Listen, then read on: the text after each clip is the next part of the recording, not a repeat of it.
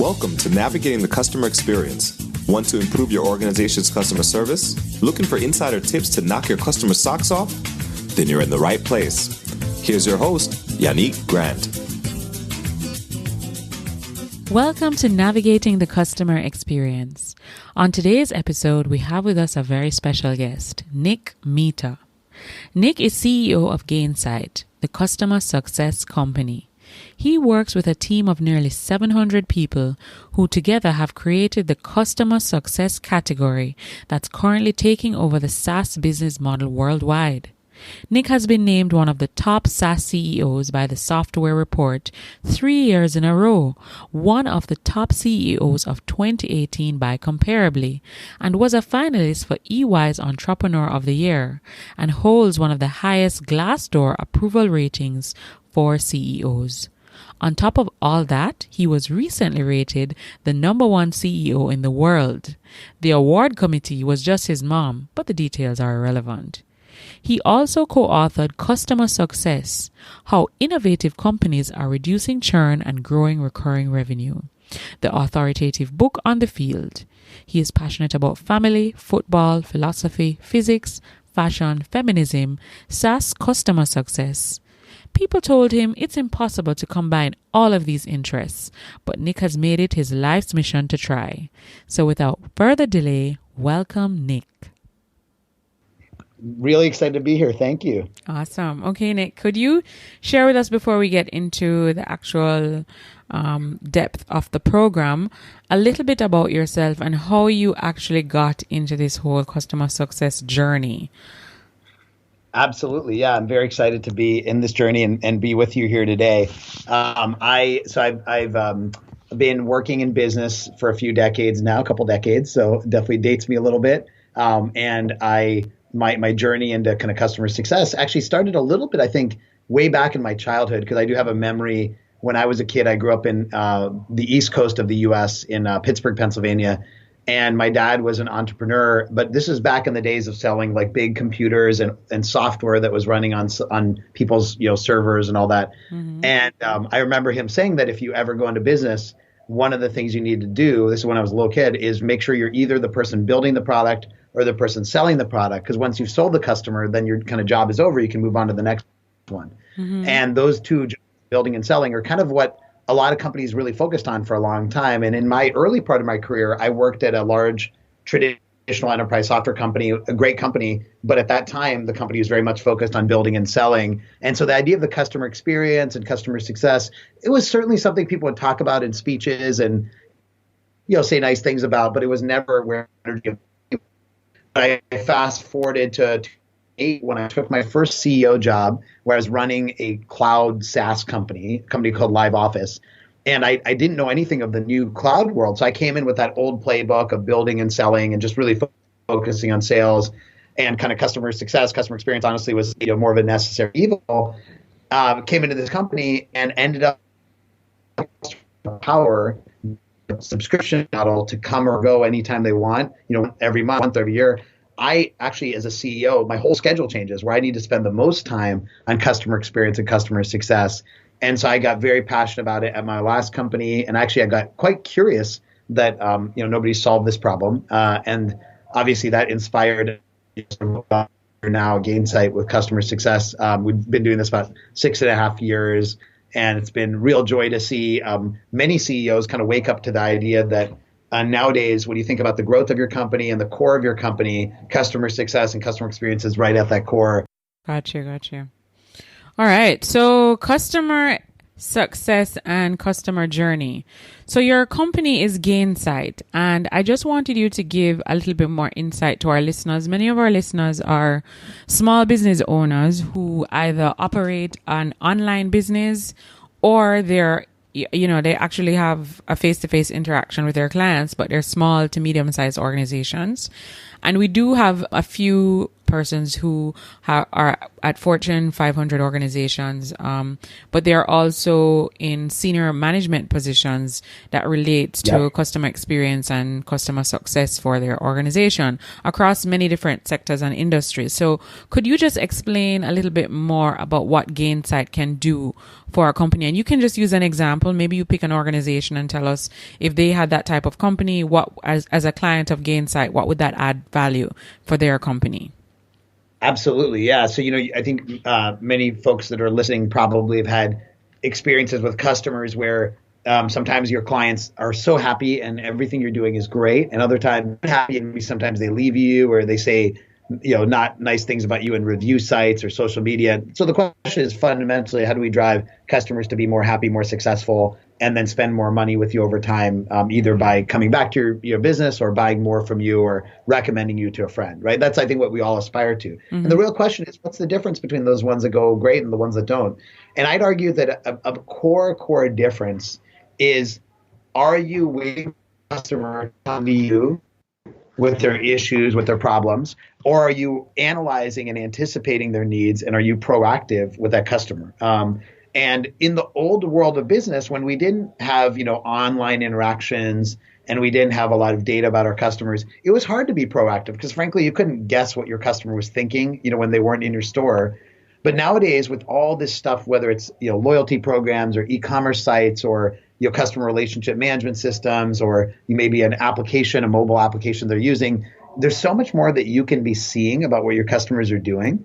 So you can actually anticipate their needs. That's the core, is can you anticipate their needs and be proactive with them? So Gainsight is all about taking the data that you have about your customers and really anticipating where they are in their journey with you and doing as much as you can to be proactive so that they're likely to stay with you and spend more money over time. So give you an example. Adobe is a big customer of Gainsight, and many people on the call probably have used Adobe Photoshop before, which is like the world's leading photo editing software. Right. And Adobe has hundreds of thousands of small businesses that use Adobe's Photoshop in a suite they call Creative Cloud. Creative Cloud is a suite of solutions for designers to basically be able to build better products and experiences. And Creative Cloud is sold as a subscription. So you sign on to it and you pay a certain amount per year based on the number of people in your company. Mm-hmm. And Adobe had a challenge which said, okay, we sell them that subscription, and then at the end of that term, they either stay with us or they go. And how do we anticipate how they're doing and what more we should be doing for them? So they created a team that is working with these customers, looking at the data about, how often they're using their software and, whether they have kind of gone through the training or not, things like that, as kind of signals. Think of them as like kind of footprints of the customer's body language, right? And you're basically figuring out, okay, where are they in their journey? And then in some cases, do we need to intervene? Do we need to reach out to them and say, hey, can I help you learn about the product? Can I help you learn how to use this new feature? Can I be more proactive with you? And so Gainsight's all about helping our customers use data to be proactive with their customers, to basically help them be more satisfied, but also spend more money over time. We do that in a lot of different ways. We can do that if you've got big customers and where you're like managing them in a more kind of human fashion. We can also do that in a way where Gainsight can be kind of embedded inside your website or your experience, kind of like nudging the customer to do the right things in a more digital way. Gotcha. Right. So you're humanizing the digital experience through Gainsight. That's. I think you nailed it. That's very well said. That's what I got from what you said a while ago. And it's important for me to be able to translate that to our listeners so they can Absolutely. Really see if this product would be, beneficial to them in their businesses as they try to increase their customer satisfaction. Now, you've been in the customer business for quite some time now, and you have this platform that you offer to organizations, small, medium, and large. What do you think about customer service and how it has evolved over the years? Do you think customers are becoming more savvy or more lazy, or do they expect way more of companies? I mean, how do you see customer experience evolving in like the next 5 to 10 years versus where we're coming from in the last 5 to 10 years? I think you hit it on the head with the word expectation, right? So there's a few different things that have changed the expectation of customers, and that's kind of continuing to drive evolution in their thinking. And it really, I think, comes down to, at the end of the day, what people experience in their lives as consumers, and kind of that sets the bar for everything we all do, right? So obviously, when we use applications online, those applications are very personalized to our needs. They're automatically anticipating our needs. They're delightful to use. And, I have to watch out for privacy, which is obviously the modern issue, but they really use data to the advantage both of the company as well as the customer, to personalize what you see and what you do. And I think that's what we experience when we work with the big tech companies, whether it's a Lyft or an Uber or it's an Airbnb or anyone else, right? And that sets the bar for, wow, everyone I work with should know what I need. They shouldn't be asking me. They shouldn't have to ask me how happy I am. They should know that. They shouldn't have to ask me for what products I bought. They should know that, right? And so that's one thing, is kind of their expectation on the experience. The other thing is, and nowadays, when we buy new products and services, at the end of the day, we're buying, we'd argue, not a product or service, but an outcome. Outcome meaning I have a goal. I'm trying to achieve something, right? And you can think of, ride sharing as an example. I'm not trying to buy a car. I'm not even trying to rent a car. I'm trying to get from place A to place B. That's the outcome. And Uber, Lyft, other companies help me achieve that outcome. With Airbnb, I'm trying to have a great experience with my family on travel. Airbnb delivers that outcome. And so I'm not thinking as much about booking a hotel or booking a reservation. I'm thinking about getting this outcome. And so that concept of the vendor, the company, being responsible for both a very personalized experience as well as owning the outcome, right? And think of the old world with a car. You buy a car and you buy a physical car. And, at the end of the day, it's your job whether you drive it or not, whether you know how to get place A to place B, whether you get lost, whether you take the right route. It's your job. But when you hire Uber, Lyft, anyone else, it's their job to own the outcome, right? Now, they have to make sure you have a good experience. They have to be price competitive, but they own the outcome. So the thing that's changed is vendors are expected to have very personalized experiences and to truly own the outcome in this new world. Yeah, wow, that's true. That's a mighty revolution there that we're experiencing, huh? It's a huge thing. And I think it's actually hard because it's a totally different mindset. You used to say like, hey, I make this widget, I deliver this service. But now it's like, no, I deliver this outcome. And, it's a higher bar. It can be stressful sometimes, but also very rewarding if you do it right. True. Very true. Because the flip side is if you're really doing what you're doing right, then it means that your customers will walk and speak great things about you. And they're going to talk about their personalized experience. They're going to talk about from top to bottom and everything in between. And a lot of times, none of your marketing captures all of that. That's exactly right. It's so, and I think that's so much bigger now because that advocacy, that informal, kind of word of mouth, because of, social, digital, it's everything now. Actually, I'd argue nowadays, it's very unlikely that a customer is going to buy from you without having talked to somebody who's worked with you before, either informally or through a review site like a Yelp or something else. So your customers are your growth engine now in this new world. Yeah. Great. All right. So Nick, could you share with us, how do you stay motivated every day? Dealing with, all of these different organizations and trying to stay above your competition and just being current with your own clients because, you're in the business of helping them improve customer experience and satisfaction, but you also need to maintain their customer satisfaction and increase their experience. Very wise. Well said. Well, number one is, of course, big pot of coffee, which is on my desk right now. There's no substitute for that. And then I think, there's a few things that for us keep us motivated, I think are probably true for a lot of people.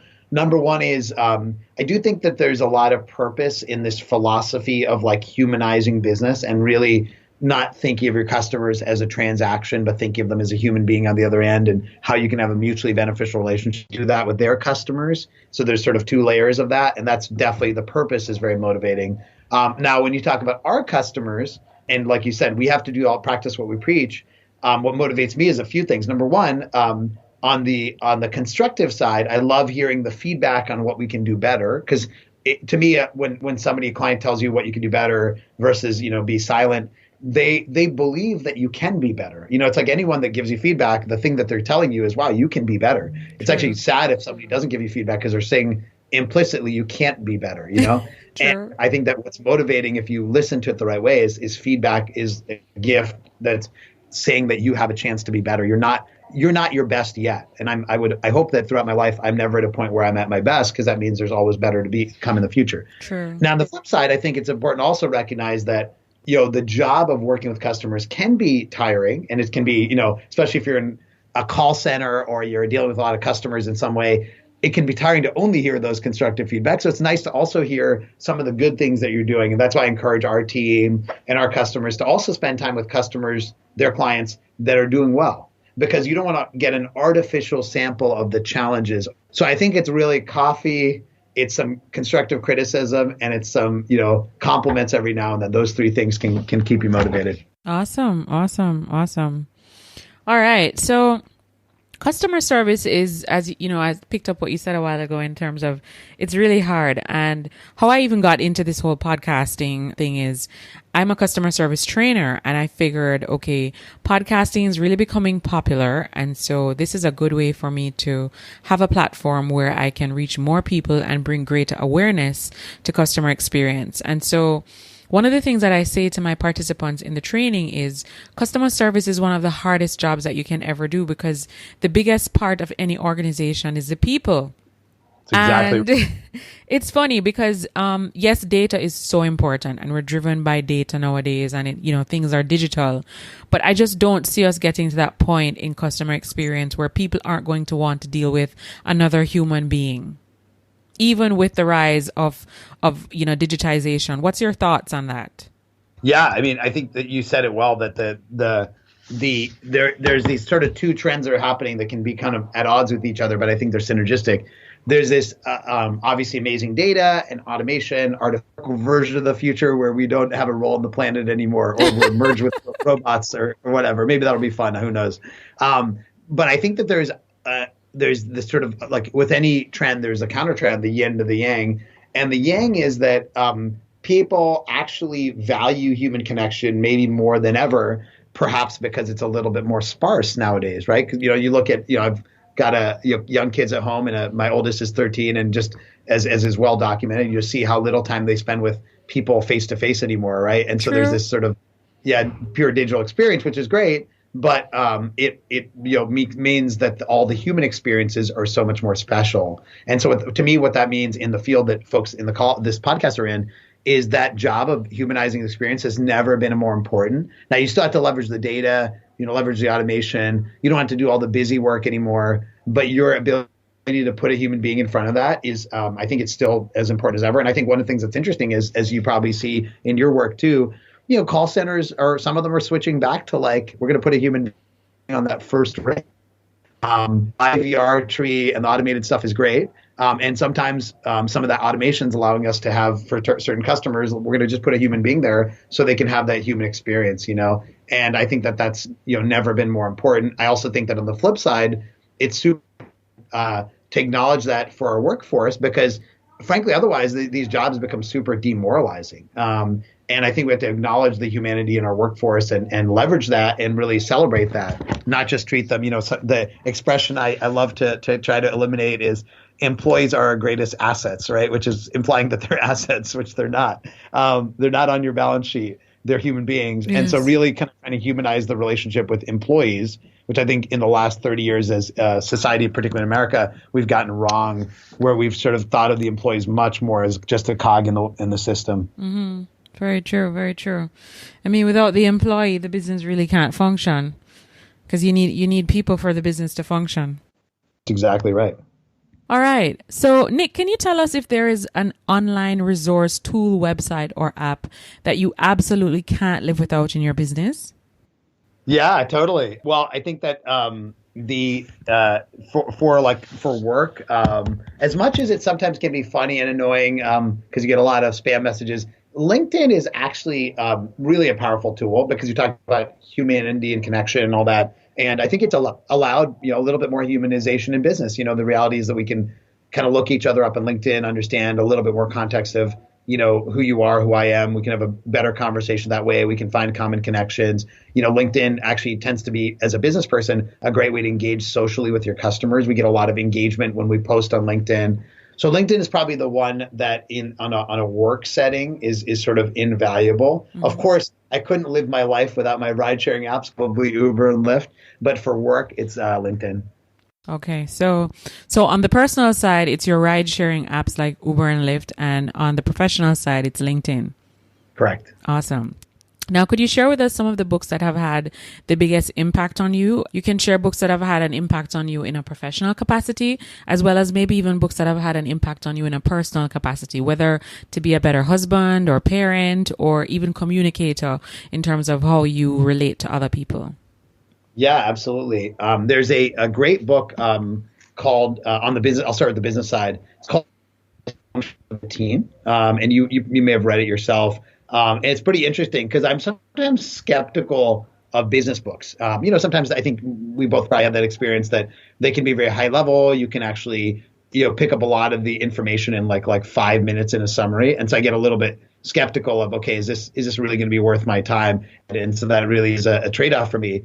And so I, with some trepidation, read this book called Five Dysfunctions, recommended by a friend. It's a very famous business book. And it's about this kind of a parable about a management team and that isn't able to connect. It doesn't really have trust. That's the foundational issue. And it's funny because you start reading this. I'm the CEO. I run a 700-person company, and I'm like, oh, great, this is gonna be cool because I get to see a company totally different from mine. And I start reading it, and I'm like, oh my gosh, this is like us. It's not just us. It's not 100% us, but there's so many parallels. And we had our management team read it, and they all felt the same thing. They're like, wow, there's so much we can learn by looking at, maybe a little bit of a exaggeration, but still there's so many things that without trust in a team, you can end up really struggling with. And so that's the one that I think is for me, it really stuck with me. I don't know if have you read Five Dysfunctions yourself? Five Dysfunctions. So I was actually going to ask you to repeat the name of the book because the Wi-Fi went in and out a while ago. So I heard you describing it, but I didn't hear the name. So I'm happy you repeated it. Five Dysfunctions of a Team. Five Dysfunctions of a Team. No, I haven't. But I'm definitely going to take a listen in. Yeah, check it out. I highly recommend it. It's a quick read, but definitely it's an eye opener because you realize how much more you can do. I think if you open your eyes to like how you can create trust in your team. Mm-hmm. The second book I'd recommend, another one that was very influential for me on the business side, is called The Hard Thing About Hard Things. The Hard Thing About Hard Things. It's by a venture capitalist named Ben Horowitz, who is a CEO as well previously. And, it's a great book because he realizes there's not any book you can write about just being a CEO or being a leader that has transferable lessons because every situation is different. Mm-hmm. So instead, he talks about basically how everything is hard and you have to sort of accept that. And maybe there's some kind of therapy and us all talking about the challenges. So he talks about all these challenges in his company as it almost fell apart, but ended up being very successful. So those are two, I think, on the work side that I'd recommend. On the personal side, well, I will say admitting something about myself, I'm big in vulnerability. And I'll say that one of my many flaws is I have massive fear of missing out. I'm always wondering what somebody else is doing right now at any given point, whether it's at work or otherwise, and FOMO, as people call it. And there's a very funny book by Mindy Kaling, who's a comedian in the U.S., called Is Everyone Hanging Out Without Me? And it absolutely captures my sentiment at most times, which is everyone doing something fun and I'm not invited? So that's a little bit more into the window of who I am. Is everyone go again with the name of that book? Everyone Hanging Out Without Me. Everyone Hanging Out Without Me. That sounds really hilarious. Yeah, it's pretty funny. Okay, awesome. Thank you so much for sharing, Nick. We're going to have the books that you've listed in the show notes of this episode so our listeners can have access to this. And as far as I see so far, based on the research that I'm doing as I'm speaking to you, all those books are available on Amazon for those of you that are avid Amazon purchasers, if you don't want to purchase a physical book in a bookstore. All right. Now, could you share with us one thing that's going on in your life right now that you are really excited about? Either something that you are working on to develop yourself or your people? Yeah, sure. At work specifically? Yeah, it could be work or it could be personal. Something that you're really excited about that's going to happen. I'll share both. So I think at work, one of the things I really believe, if you're a leader, and I think especially if you're a CEO, but I think true for any kind of leader, the leader that the organization needs this year, whether it's a small business or it's a big company, is different than the leader it needed last year. Because every year your business evolves, your strategy evolves, your goals evolve. And Gainsight every year has different goals and strategies. So every year, Gainsight, my company, needs a new CEO. And I hope it can be me. So I hope that I get the job again. Now, that's not a formal thing that they do a review every year, but I think about it myself. What kind of CEO does our company need now? And we are kind of going through some exciting new things. We've moved into kind of a multi-product strategy. So we have multiple things we do for our customers. And we're about 700 people. And so there's a general question of how do you run a company that's almost like a portfolio of products instead of just doing one thing, you're doing multiple things. And so that's something I'm working on is what does it take and how can I learn from other companies to make that transition? That's on the work side. And then on the personal side, I will say with 3 young kids, our daughter literally today just started high school. So I am learning what it's like to be the parent of a high schooler. Our oldest is a high schooler, and that's absolutely a big joy, but also a little bit of melancholy at the time passing by. Mm-hmm. Tell me about it. My daughter is 13 as well. And trust me, you learn so many things as they embark on this teenage journey. Oh, that's awesome. Well, good to hear. And I look forward to comparing notes with you. Yes, for sure, Nick, for sure. Now, after our listeners have listened to this episode and they're wanting to connect with you online, outside of visiting your website, Gainsight, to actually engage with the products and services that your company has to offer, if they wanted to follow you online, where could they find you online? So either through Twitter, Facebook, LinkedIn, any of the platforms that you're available on. What are you known on? Yeah, Twitter at NR Mehta. So that's N is in Nick, R is in Roger, M is in Mark, EHTA. So that's at NR Mehta. And then on LinkedIn, you can look up Nick Mehta and feel free to connect with me. Great. All right. So again, we'll have the links to connecting with Nick via the show notes of this episode. Now, before we wrap up the episode today, there's one question we always like to ask our guests as we wrap up, and it's during times of adversity or challenge, do you have a quote or a saying that you kind of revert to kind of help you to refocus and just, get back on that path to what you're working towards? Yeah, sure. I do. I love the philosophy that, I think many boxers have espoused. I don't remember where it started of it's not about how many times you get knocked down. It's about how many times you get up. That concept of resilience is very powerful.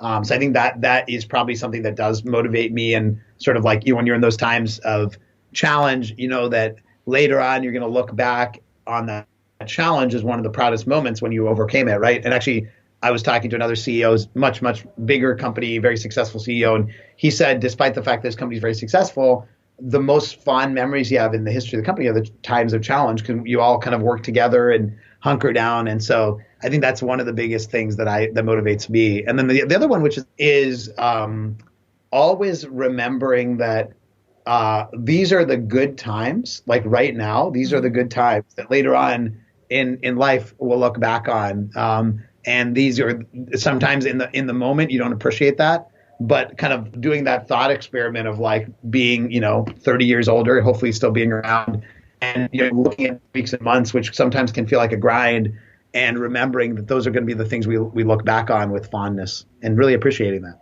Great. So basically gratitude to appreciate what you're going through and also That's just right. to be persistent and resilient in anything that you're doing and just never give up. You nailed it. All right. Awesome. Well, thank you so much, Nick, for taking time out of your very busy schedule for sharing with us today.